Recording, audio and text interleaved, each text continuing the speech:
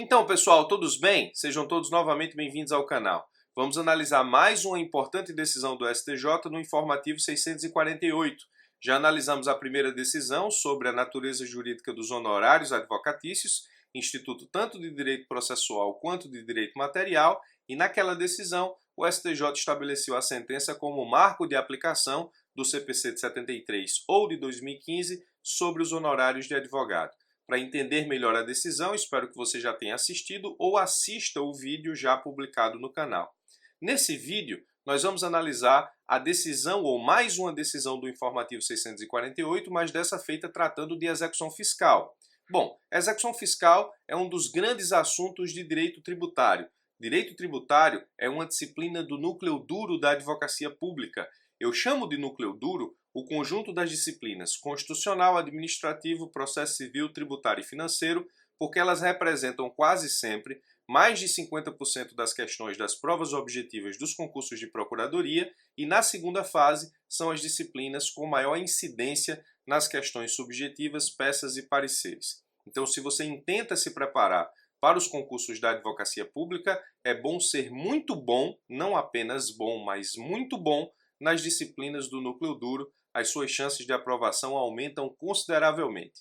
Então, em direito tributário, você tem alguns assuntos especiais. Execução fiscal é um desses assuntos especiais. No tema execução fiscal, você precisa conhecer não somente a lei, no caso, a Lei de Execução Fiscal, a Lei 6.830/80, como também conhecer todas as nuances doutrinárias sobre a execução fiscal, além das decisões jurisprudenciais. Nesse contexto, vamos analisar uma decisão jurisprudencial do STJ, publicada no informativo 648, que trata de execução fiscal, mais especificamente o artigo 34 da Lei 6.830/80 e as consequências interpretativas desse artigo 34 na jurisprudência do Supremo Tribunal Federal e no cabimento ou não de um outro instrumento muito importante para os concursos da advocacia pública, que é o mandado de segurança.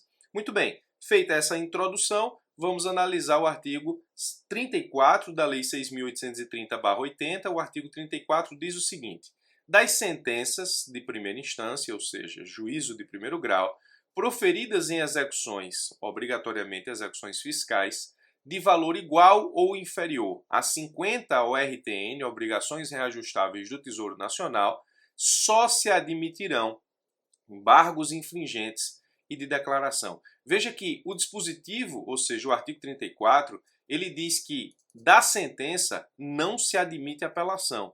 Obrigatoriamente trata-se de uma interpretação a contrário sensu, porque o dispositivo diz que da sentença só se admite embargos infringentes e de declaração. Esses embargos infringentes, eles não são substitutivos de apelação, nós vamos ver daqui a pouco. Parágrafo 1º. Para os efeitos deste artigo, considerar-se-á o valor da dívida monetariamente atualizado e acrescido de juros e multa, juros de mora e multa e de demais encargos legais na data da distribuição. Parágrafo 2º. Os embargos infringentes, que assim como os embargos de declaração são os recursos cabíveis, nesse caso das sentenças até 50 ORTN, instruídos ou não com documentos novos, serão deduzidos no prazo de 10 dias perante o mesmo juízo. Perceba que não é um recurso que é apresentado para uma instância de revisional, uma instância superior, uma instância de revisão, como acontece, por exemplo, na apelação comum. Na apelação comum, você tira a sentença do juiz de primeiro grau e, através da apelação, leva o processo à rediscussão do tribunal revisional. Em petição fundamentada, então, os embargos infringentes são recursos apresentados junto ao mesmo juízo. Parágrafo 3º. Ouvido o embargado no prazo de 10 dias, serão os autos concluídos ao juiz que, dentro de 20 dias, os rejeitará ou reformará a sentença. Então, embargos infringentes aqui, recurso apresentado para o mesmo juízo prolator da sentença nas execuções fiscais com valor igual ou inferior a 50 ORTN. Você poderia perguntar: professor, esse dispositivo, então, ele é de 1980, então ele não seria um dispositivo inconstitucional, justamente porque deveria caber dessa sentença a apelação? Não, o Supremo Tribunal Federal tem decisão no sentido de que o artigo 34 da Lei 6.830 é constitucional. Diz o seguinte: é compatível com a Constituição o artigo 34 da Lei 6.830, que afirma incabível apelação em casos de execução fiscal cujo valor seja inferior a 50 ORTN, tema 408 do Supremo Tribunal Federal, julgado em 2011.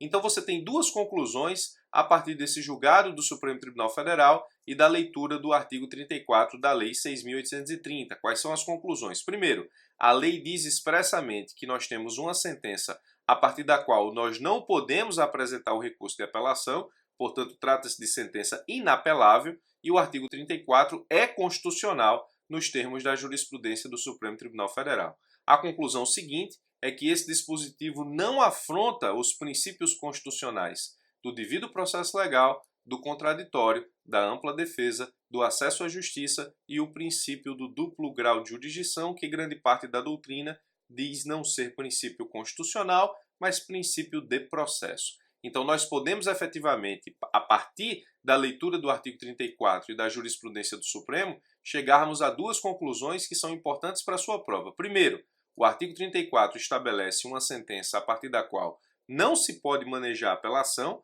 só se pode manejar embargos infringentes e embargos de declaração, e nós vimos que os embargos infringentes não substituem o recurso apelatório, ou seja, não é uma apelação com outro nome, porque os embargos infringentes representam recurso dirigido ao mesmo juiz, enquanto que a apelação retira o processo do primeiro grau e entrega a um tribunal revisional. E a segunda conclusão é que o artigo 34 da Lei 6.830, nos termos da jurisprudência do Supremo, é constitucional, portanto não afeta, não viola os princípios do devido processo legal, contraditório, ampla defesa, acesso à justiça e duplo grau de jurisdição.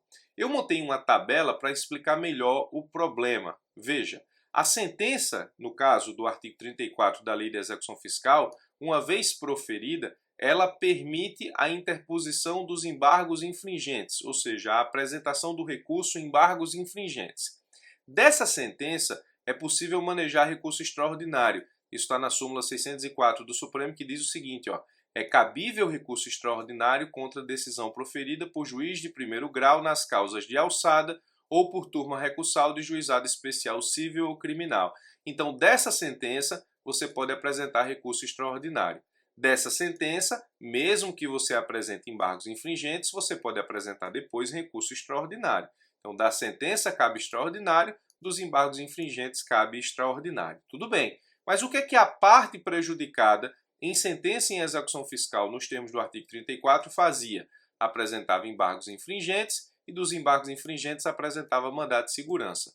Então, o STJ foi convidado a dizer, e nesse caso resolver, interpretando, portanto, o artigo 34 da Lei de Execução Fiscal e também, nesse caso específico, analisando a Lei do Mandado de Segurança, se é possível o manejo do mandado de segurança a partir da sentença que é estabelecida na Lei de Execução Fiscal a partir do artigo 34, ou seja, dessa sentença que não cabe apelação, depois dos embargos infringentes ou mesmo antes dele, se é possível ou não o manejo do mandado de segurança.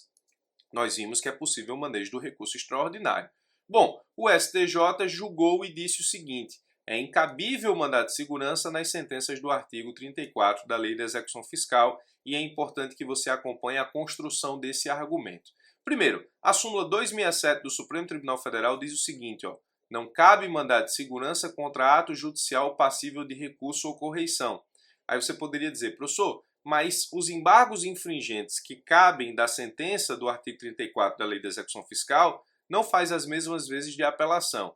Então, não seria necessariamente o mandado de segurança substituindo a apelação, já que a apelação não existe. Não é essa a melhor interpretação, não foi essa a interpretação que o STJ deu. O STJ disse que o mandado de segurança não funciona como sucedâneo recursal, ele não pode substituir a apelação, principalmente porque a apelação, no caso, ela não foi prevista em lei. Então, a ausência da apelação decorre da própria Lei de Execução Fiscal, razão pela qual eu não posso, na verdade, criar a possibilidade de usar o mandado de segurança como se fora uma apelação, justamente pela ausência de apelação na lei. Então, o STJ entendeu que é inadequado o uso do mandado de segurança para atacar decisão judicial ou sentença no caso em execução fiscal nos termos do artigo 34 da Lei 6.830. E aí firmou a tese no incidente de assunção de competência no recurso mandado de segurança 54.720, firmou a tese que diz o seguinte, não é cabível mandado de segurança contra decisão proferida em execução fiscal no contexto do artigo 34 da Lei 6.830. Então, desse estudo e de tudo o que foi dito aqui, você tira 3 grandes lições. A execução fiscal no artigo 34 estabelece uma sentença a partir da qual não se pode manejar a apelação.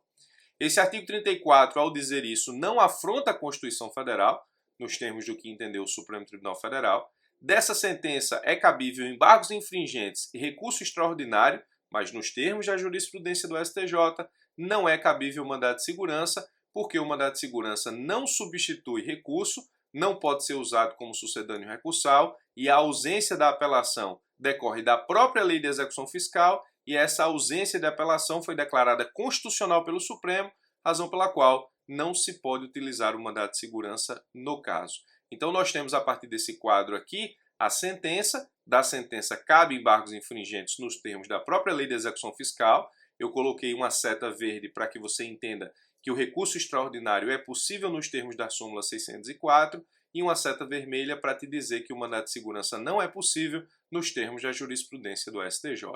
Tá aí, uma segunda grande decisão no informativo 648 com cara de prova e especialmente prova da advocacia pública.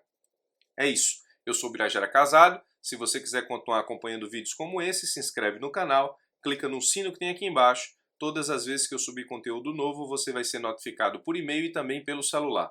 Forte abraço e até os nossos próximos vídeos.